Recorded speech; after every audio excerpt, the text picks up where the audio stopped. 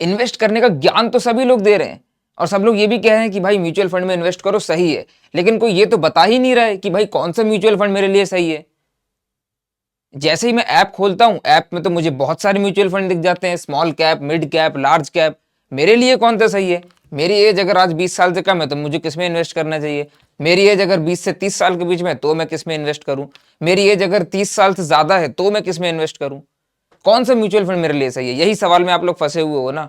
आज के इस वीडियो में आपका यही क्वेरी मैं सॉल्व करने जा रहा हूं। सारी चीजें इन डिटेल ब्रीफ में समझा दूंगा। अगर आपको यह समझना है कि म्यूचुअल फंड होता क्या है, कैसे वर्क करता है, इस पे एक डेडिकेटेड वीडियो ऑलरेडी इस चैनल पे आ चुकी है, जो कि थोड़े टाइम पहले मैंने बनाई थी। बट आज की वीडियो में बात करेंगे कि स्मॉल, मिड और लार्ज कैप, इन तीनों में से आपके लिए कौन सा ज्यादा बेनिफिशियल है। आप जिस एज ग्रुप में अभी लाई करते हो, आपकी एज ग्रुप के हिसाब से आपको कौन सा म्यूचुअल फंड यहाँ पे सिलेक्ट करना चाहिए, क्या डिफरेंसेस होते हैं, क्या चीजें आपको ध्यान में रखनी चाहिए, वो सारी चीजों के बारे में इन डिटेल बात करेंगे। इस वीडियो के बाद आपको कहीं और किसी से ये सवाल पूछने की जरूरत नहीं पड़ेगी कि आपके लिए कौन सा म्यूचुअल फंड सही है। इनफैक्ट ये वीडियो देखने के बाद आप अपने दोस्तों को बता पाओगे कि आपके दोस्त के लिए कौन सा म्यूचुअल फंड सही चॉइस रहेगा। तो अब मैं आपको समझाता हूं कि आपके लिए इन तीनों में से कौन सा म्यूचुअल फंड बेस्ट रहेगा। देखो, सबसे पहले समझ लेते हैं स्मॉल कैप म्यूचुअल फंड के बारे में। Small cap mutual fund basically क्या होता है? ये एक इस तरीके का फंड होगा जिसमें जो कंपनीज हैं, मान लो एक बास्केट है जिसके अंदर कंपनीज इकट्ठी हो गई है। इस बास्केट के अंदर ये जो कंपनीज जो है ना, ये एक ऐसा फंड है जिसके अंदर ऐसी कंपनीज है जिसका मार्केट कैप जो है, क्या चीज? मार्केट कैपिटलाइजेशन, मार्केट कैप जो है वो बहुत कम है। ठीक है। मिड कैप के अंदर क्या होगा? ये एक ऐसा फंड है, यानी कि ये एक ऐसे फंड की बास्केट है या बाल्टी है, जो भी आपको समझना हो, जिसके अंदर जो कंपनीज हैं उसका जो मार्केट कैप है वो क्या होगा? वो स्मॉल कैप से थोड़ा सा ज्यादा होगा। ठीक है। और लार्ज कैप एक ऐसा फंड है जिसकी जो बास्केट है, बास्केट मतलब बाल्टी, कुछ भी, मतलब ये एक ऐसा फंड है जिस फंड के अंदर ऐसी कंपनीज डाली गई हैं जिन कंपनीज का जो मार्केट कैप है वो कितना होगा?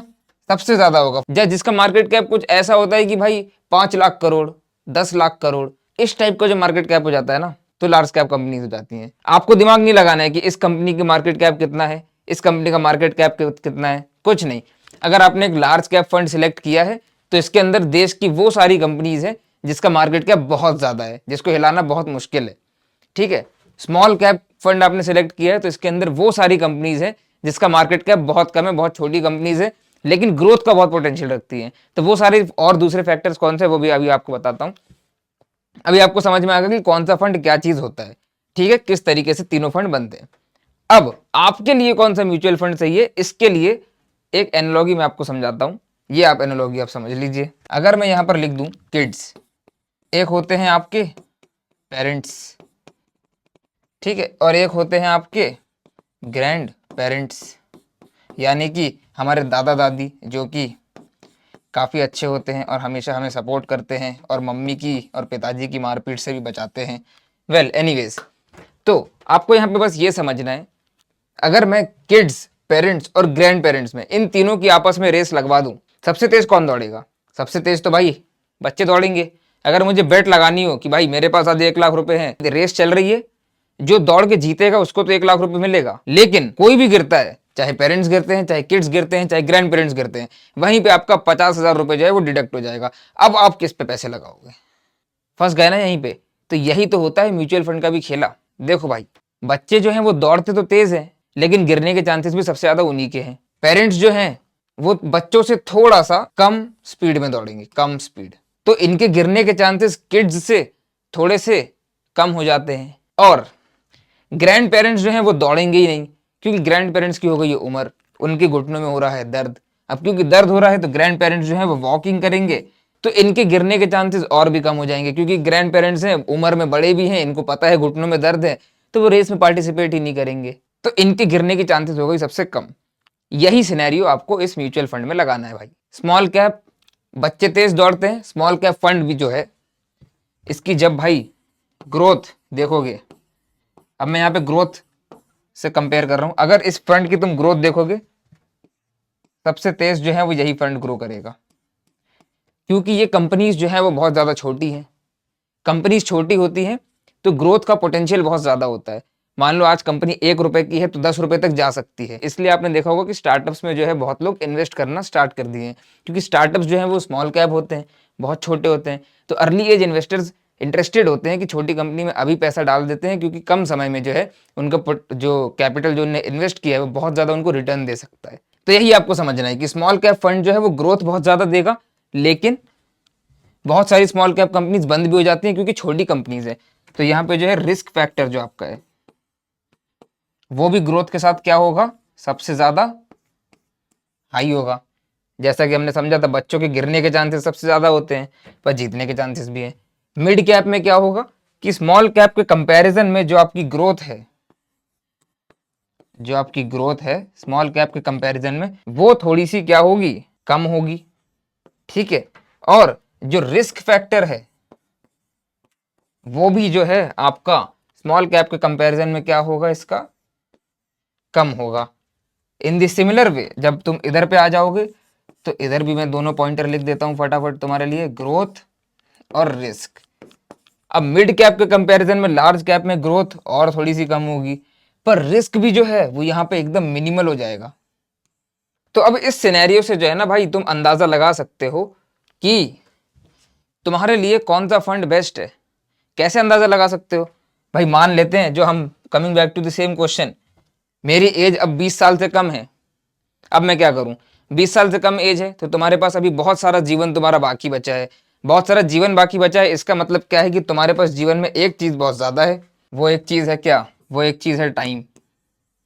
अब क्योंकि तुम्हारे पास टाइम बहुत ज्यादा बचा है, टाइम ज्यादा है तो तुम्हारे पास रिस्क लेने की कैपेसिटी ज्यादा है ना। तुमको अभी इंस्टेंटली इन्वेस्ट करके पैसे नहीं चाहिए, तुम काफी लंबे समय तक इन्वेस्टेड रह सकते हो।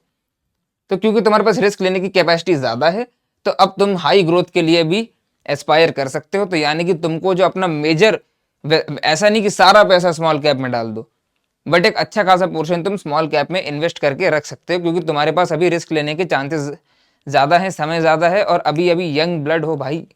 आज की जनरेशन के साथ ग्रो करो और बढ़िया पोटेंशियल है जिन कंपनीज में, उनमें इन्वेस्ट करो रिसर्च करके और अच्छा रिटर्न लेके जाओ। क्योंकि भाई यहाँ पे ना कंपनीज में 100x का भी रिटर्न करने का पोटेंशियल होता है। लार्ज कैप कंपनीज 100x का रिटर्न बहुत ही कम देंगी। आज से 20 साल पहले जिसने एमआरएफ में इन्वेस्ट किया उसने इन 20 साल में जितना रिटर्न कमाया, आज से 20 साल बाद एमआरएफ उतना रिटर्न नहीं दे पाएगा, क्योंकि एमआरएफ जो है बहुत बड़ी कंपनी हो चुकी है, उस रेट पे अब वो ग्रो नहीं कर पाएगी। तो इस तरीके से आपको लॉजिकली सोचना होगा। इसके बाद आपकी एज अगर 20 से 30 के बीच में है, 20 से 30 के बीच में है, तो अगेन तब देखो भाई, सब चीज का ना आंसर एक ही है। आपके पास टाइम कितना है, मतलब आप जो पैसे इन्वेस्ट कर रहे हो वो आपको कितने टाइम में वापस चाहिए। अगर आप बहुत यंग हो, आपके आने वाले कुछ साल तक शादी नहीं होनी है, आपको कुछ फंड नहीं चाहिए, आप बहुत टाइम तक इन्वेस्टेड रह सकते हो, तो आपके पास बहुत सारा टाइम है, तो आप यहाँ पे स्मॉल कैप मिड कैप में आराम से इन्वेस्ट करके रिस्क ले सकते हो। लेकिन अगर आप एक ऐसे व्यक्ति हो कि हाँ भाई 30 साल 40 साल उम्र हो गई है, अब बच्चों की पढ़ाई के लिए भी पैसे लग सकते हैं, कभी भी जिस भी चीज़ के लिए आपको पैसे चाहिए, बच्चों की शादी करानी है, जो भी XYZ कुछ भी रीज़न है, एज आपकी थोड़ी सी ज़्यादा है, आपको पता है कि फैमिली में नीड हो सकती है कैपिटल की, तो अर्जेंटली 5 साल में 6-7 साल में पैसे निकालने की ज़रूरत पड़ सकती है। तो मैं रिकमेंड करूंगा कि आपका एक मेजर पोर्शन ऑफ जो कैपिटल है वो लार्ज कैप फंड में इन्वेस्टेड रहना चाहिए, क्योंकि यहाँ पे भी आपको बहुत आराम से जो है 15 से 20% की ग्रोथ जो है वो ये भी म्यूचुअल फंड ला के आराम से दे देते हैं। और आपको इसी ग्रोथ की एस्पिरेशन भी रखनी चाहिए। ठीक है, ये वाले जो फंड होते हैं ये कितनी ग्रोथ ला के दे देते हैं वो भी आपको बता देता हूँ। अभी जो रिसेंट बुल रन चल रहा था उसका डेटा मैं आपको बता देता हूँ। उसके हिसाब से तो आप यहाँ पे देखोगे तो बहुत सारे म्यूचुअल फंड ने 90% के आसपास भी यहाँ पे आपको रिटर्न ला के दिए, कुछ ने तो 100% से ऊपर भी रिटर्न ला के दिए। तो यहाँ पे ऐसी रिटर्न ही मिलेगी, यहाँ पे एक्सपोनेंशियल भी मिल सकती है। लेकिन आपको आपसे सिर्फ एक सवाल पूछना है कि आपको कितने टाइम में इन्वेस्टेड जो मनी है आपका वो वापस निकालना है। अगर इसका आंसर है कि वेरी अर्जेंट, बहुत जल्दी हमको पैसों की नीड होगी, तो इस तरफ आपका झुकाव ज्यादा होना चाहिए, लार्ज कैप पे और मिड कैप पे। अगर इस सवाल का आंसर है कि नहीं, बहुत समय तक मुझे पैसों की नीड नहीं होगी, तो आपका झुकाव जो कैपिटल का है वो स्मॉल कैप और मिड कैप की तरफ ज्यादा होना चाहिए। और इसको मैं थोड़ा सा ना डिफाइन भी कर देता हूँ। ठीक है, अगर आपको मान लेते हैं 0 to 10 ईयर्स के अंदर ही विड्रॉ करना है। तो यानी कि आपका टाइम फ्रेम जो है वो काफ़ी कम है। तो अगर टाइम फ्रेम कम है तो भाई आपका जो मेजर पोर्शन है वो लार्ज कैप फंड में होना चाहिए 60%, साथ में आपका मिड कैप फंड में होना चाहिए बहुत आराम से यहाँ पे 20%, ठीक है। और इसके अलावा आपका जो स्मॉल कैप फंड है यहाँ पे सिर्फ ग्रोथ के लिए आप ले सकते हो 10%। क्यों इधर पे 10% इसलिए लिया क्योंकि भाई स्मॉल कैप फंड में एक्सपोनेंशियल ग्रोथ भी मिल सकती है। तो अगर एक्सपोनेंशियल ग्रोथ 10% में भी मिलेगी ना तो बहुत ज़्यादा रिटर्न दिखा देगा, ठीक है। करीब करीब इसको मैच कर जाएगा वो, ये अकेला 10% इसको मैच कर जाएगा, ठीक है। तो इसलिए ये आपका हो जाएगा 0 से 10 ईयर का एक सिनेरियो ये। दूसरा सिनेरियो आपका बन जाएगा मोर देन 10 ईयर प्लस वाले के लिए। अगर 10 साल से ज़्यादा का टाइम फ्रेम है तब तो इसका बस इसका रिवर्स कर दो। क्या करोगे, स्मॉल कैप में डाल दो 60, ठीक है। मिड कैप में डाल दो भाई अगेन सेम 20, और तुम्हारा ये जो है लार्ज कैप बच गया, लार्ज कैप में डाल दो तुम अपना सिर्फ 10%। सेफ्टी साइड के लिए रख लिया, सेफ्टी साइड के लिए इस तरीके से एलोकेट कर दिया। इसके अलावा तीसरा सिनेरियो भी एक क्रिएट कर लेते हैं कि मान लेते हैं पता नहीं कब निकालेंगे कब नहीं निकालेंगे। एक काम करते हैं, समझ नहीं आ रहा, मॉडरेट टाइम है मेरे पास, मॉडरेट लिख देता हूँ। कुछ नहीं समझ आ रहा क्या करें, कब निकलेगा कब नहीं। तो इसका सिंपल रखो, तीनों में सेम बांट दो।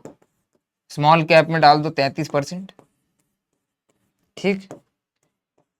मिड कैप में भी तुम डाल दो भाई तुम्हारा 33% कैपिटल, और लार्ज कैप में भी तुम डाल दो तुम्हारा 33% कैपिटल। इस तरीके से एलोकेट कर लो। ये सिर्फ मैं म्यूचुअल फंड का बता रहा हूँ, ठीक है। इसमें अब निफ्टी भी आ जाएगा और भी बहुत सी चीजें आ जाएंगी। ये मैं तुम्हारा रिटायरमेंट प्लान एलोकेशन नहीं कर रहा हूँ, ये मैं तुमको वो बता रहा हूँ कि तुमको मान लो तुम्हारे पास 100 रुपए थे इन्वेस्ट करने के लिए, तो मैं ये नहीं कह रहा 100 के 100 म्यूचुअल फंड में डाल दो। इन 100 में से सपोज कर लेते हैं कि तुमने 60 रुपए निकाले म्यूचुअल फंड इन्वेस्टमेंट के लिए। तो अब ये जो 60 रुपए होंगे ना, इन 60 रुपए को तुम किस तरीके से एलोकेट करते हो, इन 60 रुपए की एलोकेशन के लिए ये वीडियो था कि ये 60 रुपए तुम किस टाइम फ्रेम में हो, तुम्हारे पास कितना समय है, वो सब कुछ सोच समझ के इसको इस तरीके से तुम जो है यहाँ पे इन्वेस्ट कर सकते हो, ठीक है। ये 60 रुपए की बात कर रहा हूं मैं, पूरे 100 रुपए पूरे इन्वेस्ट करने के लिए हैं तो सब कुछ म्यूचुअल फंड में उठा के मत डाल दो भाई। और भी बहुत तरीके होते हैं इन्वेस्ट करने के। और अगर मेरे से कोई बड़ी एज का पर्सन ये वीडियो देख रहे हो तो सॉरी, मैंने आपको तुम करके बोल दिया। अगर आप लोगों ने ये समझ लिया है कॉन्सेप्ट तो आई होप आपको समझ आ गया होगा कि किस तरीके से अपने टाइम फ्रेम के हिसाब से अपने लिए, अपने बच्चों के लिए, अपनी फैमिली के लिए, वाइफ के लिए, गर्लफ्रेंड के लिए, माता पिता के लिए किस तरीके से आपको पैसे इन्वेस्ट करने, सारी चीज़ें मैंने आपको बता दी हैं। अब ये आपका कॉल है कि आप किस तरीके से वाइजली एलोकेट करते हो अपने फंड को। अगर आपको वीडियो अच्छा लगा, नॉलेजेबल लगा, नीचे कमेंट्स में जरूर अपना फीडबैक शेयर करना, और नीचे कमेंट में जरूर बताना कि अब अगला वीडियो आपको किस चीज़ पे चाहिए, ठीक है। अब मैं आपसे मिलूंगा अगली वीडियो में।